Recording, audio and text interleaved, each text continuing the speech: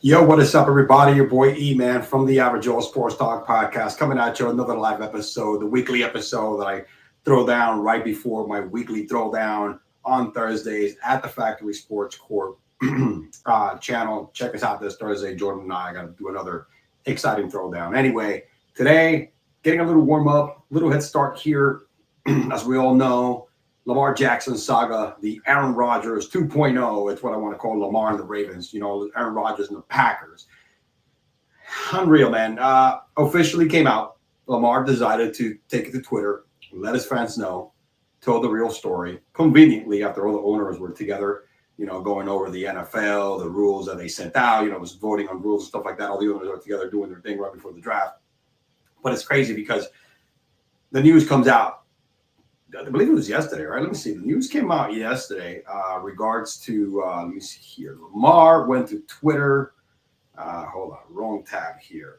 Lamar went to Twitter. Let me put this one here. Hold on a second.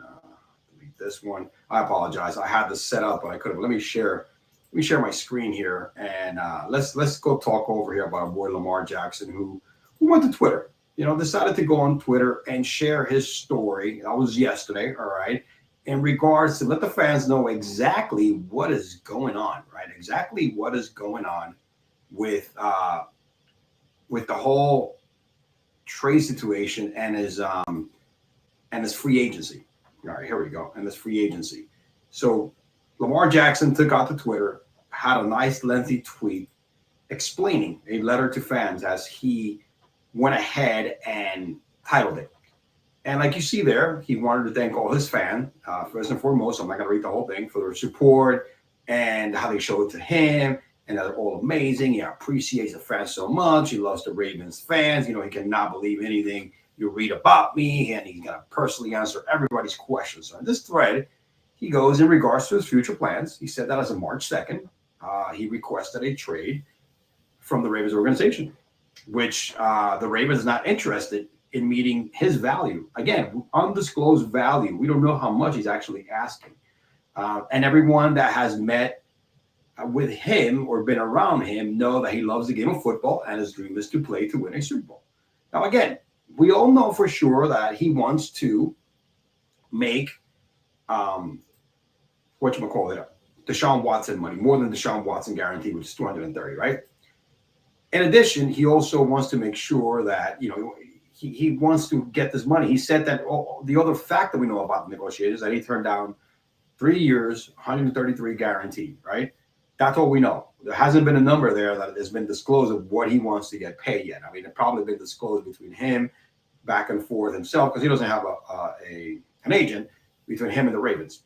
So, again, he went out to say that he loves the game of football. All he wants to do is win a Super Bowl. And it grades, you know, it says you're all great, but he has to make business sense of his decision and what's best for his family. So no matter how far I go or where my career takes me, I'll continue to be close to the fans of the Baltimore Flock Nation and the entire state of Maryland. You'll see me again. Now, to me, this is what I think I'm trying to say, right? I think Lamar is trying to say that he wants to make sure that he gets paid first and foremost.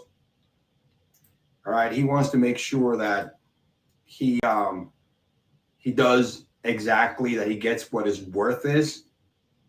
But listen, they haven't met my original price here of what I'm looking for. So therefore, yo, homie, trade me. Now, what we do know is that Lamar Jackson is under the exclusive tag, right? The non-exclusive tag allows Lamar Jackson to engage in contract negotiations with other teams. If Jackson signs an offer sheet from another team, Baltimore has 5 days to match the offer that the other team gave Lamar, or they will receive 2 first-round picks as compensation for Lamar. Granted, Lamar also has a deadline to sign the multi-year offer sheet is July 17th. So he has until July 17th to negotiate with his teams, all right? So he could go ahead and sign an offer sheet and then also have the Ravens go ahead and match that sheet. If the Ravens not going to match it, Lamar goes to the team. The Ravens receive 2 first-round picks. I think it's smart by the team. It's smart both of them. That's just smart business sense, right? It's pretty much what I think is it should be. With that being said, Lamar right now, I think it's asking for a little too much. And I don't think, see, here's the problem. Deshaun Watson got 230, which again, does Lamar Jackson deserve more money than Deshaun Watson? Absolutely he does. His record speaks for itself. More playoff wins. I mean, well, not more playoff. Yeah, I think that's the same amount of playoff wins or more, but Lamar has an MVP. I mean, statistically, Lamar has better numbers. He's won more games than Deshaun Watson. And with that being said, look, he definitely deserves more money. Whether that's the market price for a quarterback, absolutely not. Deshaun Watson was a stupid deal by the Browns. And one stupid team does not make the rest of the league and the rest of the owners stupid as well. So they're trying to fight for what's best. I mean, they want to give Lamar the fair option, but also I understand Lamar, man.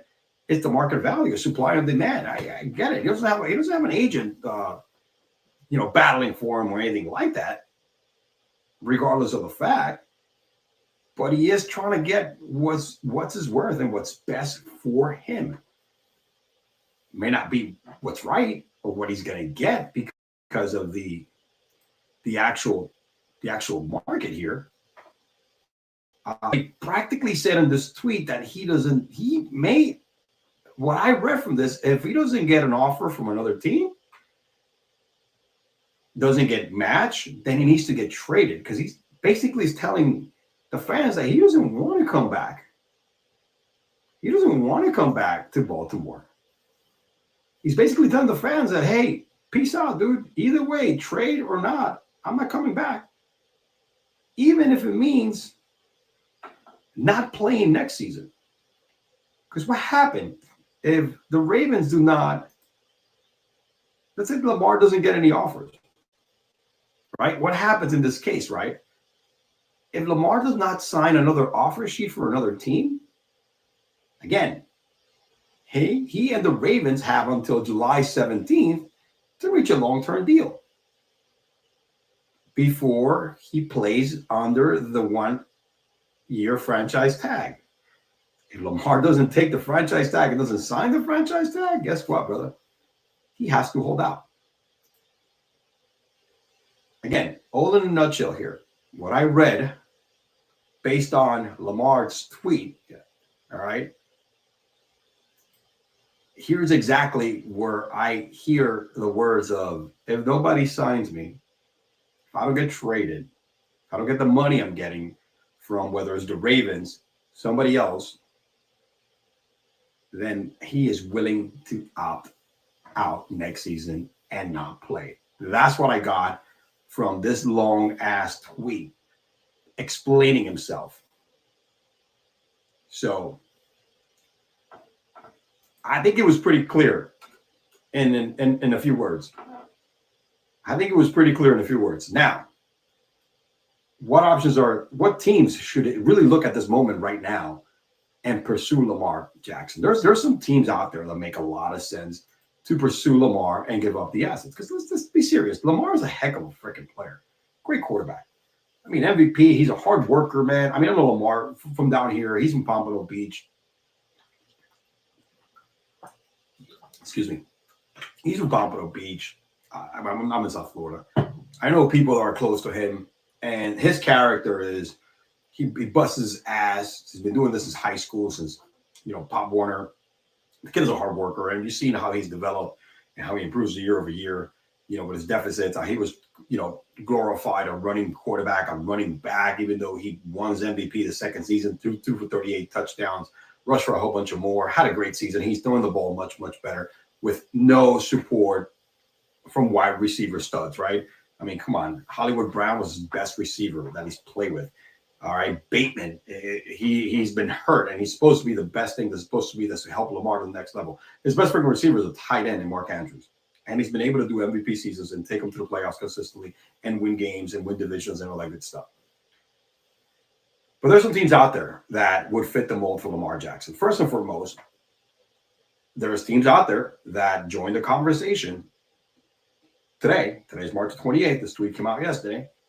The Tampa Bay Buccaneers, the San Francisco 49ers, the Detroit Lions, and today the Washington Commanders, along with the Jets and the Carolina Panthers, are teams that clearly stated they will not pursue Lamar Jackson. All right? Because it would require to give up assets and a lot of money that would deplete them from fulfilling and filling other positions that they're trying to build around whatever they have. Carolina has the assets, right? They could trade number one pick for Lamar. But you know what? I guess they don't want to go that route. Jets are stuck into the Aaron Rodgers drama. Detroit Lions, they're going to stick with Goff one more year. The Washington Commanders, I have no clue. I thought the Commanders would make a great fit for Lamar, but I have no clue why they're not in this. San Francisco, we understand. The Bucks, again, the Bucks should be one. I don't know why they're not entertaining this after the GOAT retired. But to me, I think, starting with the Colts, they got the number 4 pick this year, 2 number ones, one this year, one next year. They have the salary cap. They have a great offensive line. Great running back in Jonathan Taylor. Great defense. They need some work on the offense, but you know what? Michael Pittman is a hell of a wide receiver who's ever played with a good quarterback. Then you got New England. New England has the bounties of picks. Granted, he's going to be in the same situation in New England as he was with the Ravens, right?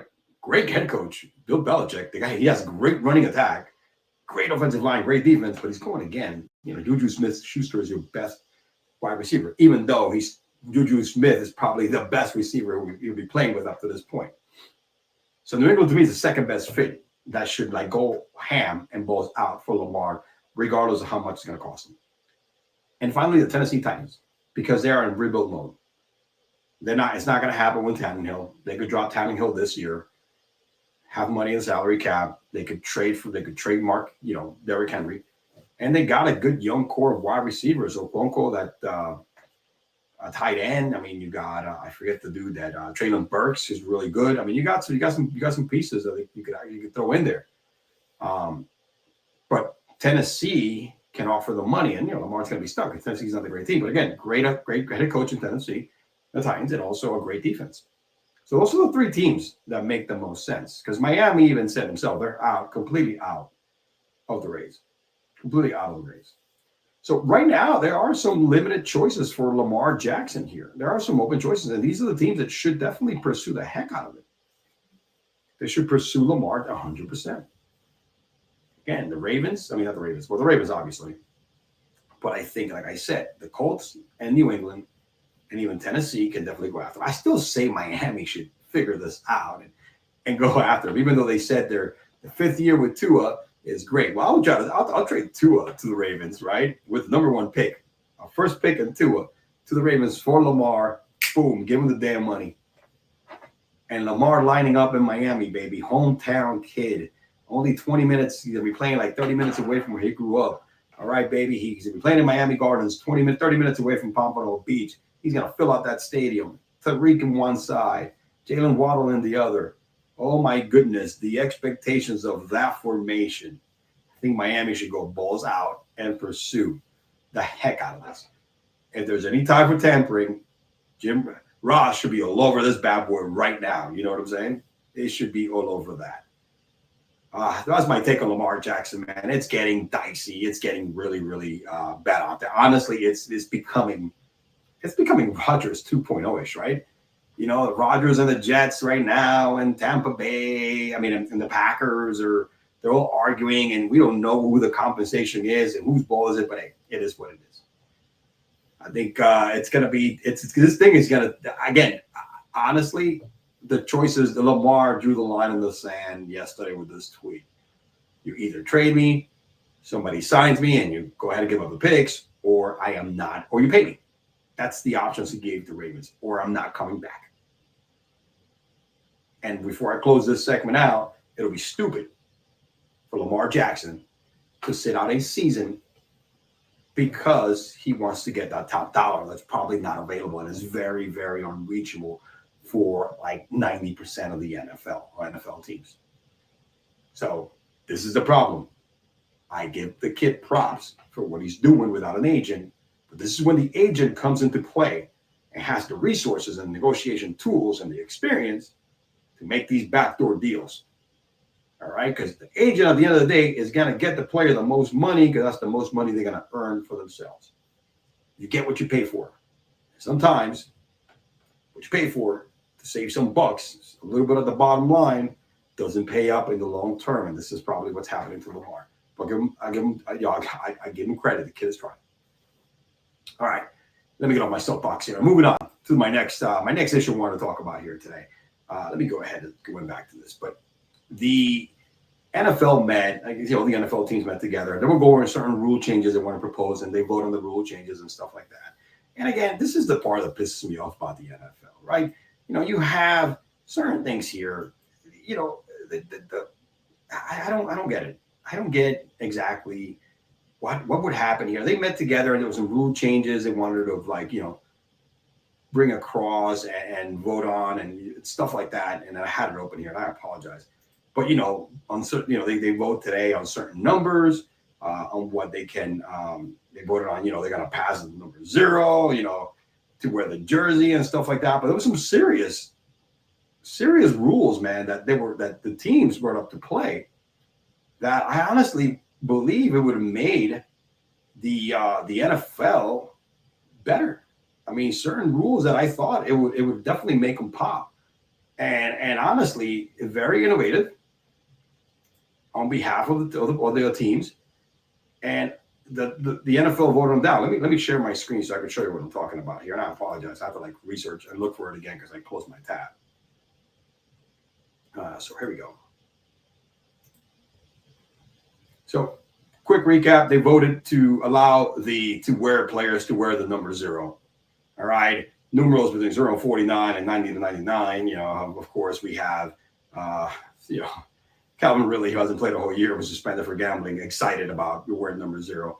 I'm not going to go into details of this because the bread and butter and the meat of what I want to discuss here, it's not on what they passed. To me, these were the notable proposals by the teams that didn't pass or weren't voted on this week, right? Included. And I don't care about allowing teams to designate a third quarterback. That's my stance. But here's an interesting one. And I was all over this, and I thought this was going to pass. Giving teams a chance to convert a 4th and 20 from their 20-yard line as to equivalent to an onside kick. I honestly think, let me go ahead and share that right there. I honestly think this is really cool. Allowing a team, instead of an onside kick, a 4th and 20 from the 20-yard line. That's really innovative. I think that's insane. Instead of taking an onside kick, I think that's really, really good. It opens up for more drama, more storylines, and more excitement. And the NFL went completely against it. Again, traditional rules that could be visited, and I think this would be great for the game. And I'll guarantee you, it's like the percentage of the onside kick. It's practically about the same percentage of a success of an onside kick. You know what I'm saying? So, honestly, I think this is great. They convert a 4th down, 4 and 20 from their own 20-yard line. That's equivalent to an onside kick attempt. That's great. Why not? Did not vote on this. Here's my other big one. Allowing roughing the passer penalties to be reviewable. I honestly think that, you remember, the quarterback nowadays has been protected so much. that we saw games last year. The Eagles was one of them where the guy just gets touched. I mean, sometimes momentum takes over, and they're not even tackling or hitting this individual, the quarterback, hard, but they just brush him over the head or brush him on the pads when he takes a knee. I mean, these are the plays where I think should be allowed to be reviewed.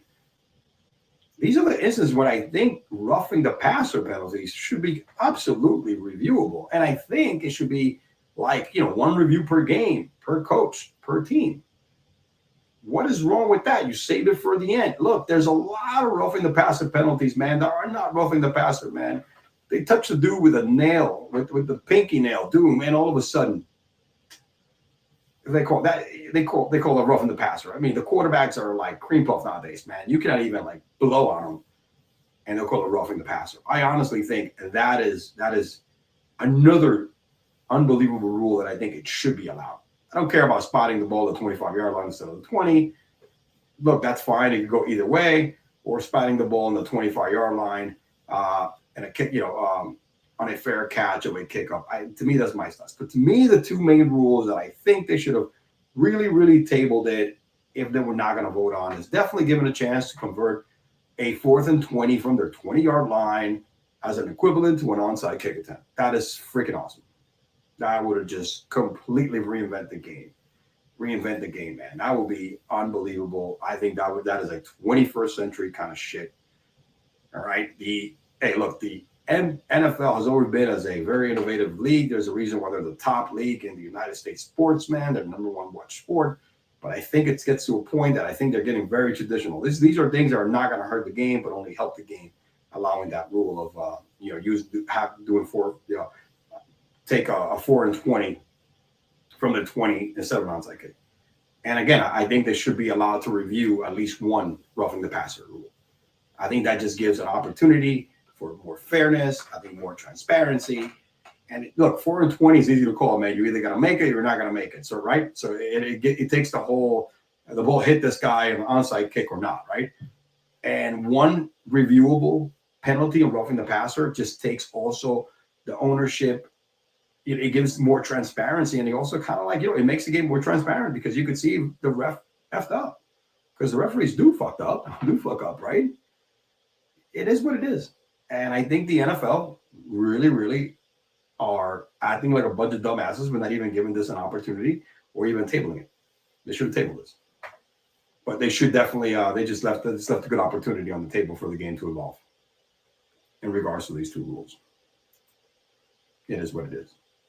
Final Four is upon us. I'm not going to do anything on the Final Four. I just want to give a shout out to South Florida. Palm Beach and Dade County are definitely in the house. University of Miami is in the Final Four. The FAU Owls, baby, are in the Final Four from West Palm Beach, Boca Raton. We got Miami. We got Boca Raton. If anybody's here from South Florida, you know the beef between these two. You got West Palm Beach, who are the yuppie rich yacht club going people, right? $1 million homes, multi-billion-dollar homes in the intercoastal. Then you got Miami, South Beach, the Gables, city of Miami. You got the hood and you got the riches and you got the celebrities and everywhere else. You know what I'm saying? It's such a great clash with two South Florida cultures, man. Uppity class, young era, young money, you know what I'm saying? As opposed to like, everybody else. But it's such a great story because FAU is one of those teams that, I don't think never made a tournament before.